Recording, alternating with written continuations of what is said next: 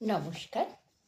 আজ বিশ্ব কবিতা দিবসে আমি কবি সুবোধ সরকারের বেলুড় নামে কবিতাটি একটু পাঠ করার চেষ্টা করছি।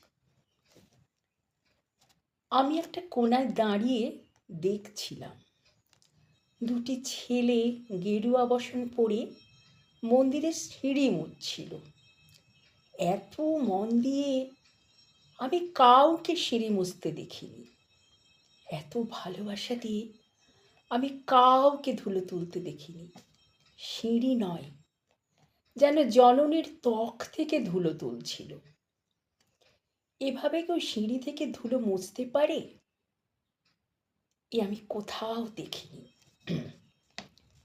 স্থিতপ্রজ্ঞ মহারাজকে জিজ্ঞাসা করলাম, এই ছেলে দুটি কে? মহারাজ মৃদু হেসে বললেন, একজন নিউক্লিয়ার ফিজিসিস্ট, আরেকজন IBM এর 6 লাখ টাকার চাকরি ছেড়ে এখানে এসেছে। সিঁড়ি ধুতে এসেছে। যে সিঁড়ি দিয়ে মানুষ উপরে ওঠে তা যেন পরিষ্কার হয়। মহারাজ চলে গেছেন।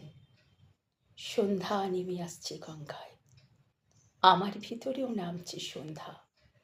সারা পৃথিবীতে এত সিঁড়ি, সিঁড়িতে সিঁড়িতে এত দাগ, এত ক্রোধ, এত অপমান। আরতি শুরু হওয়ার আগে মনে হলো যে সিঁড়ি মুছতে পারে না সে কোনো দিন মানুষের চোখের জল মুছতে পারবে না। নমস্কার।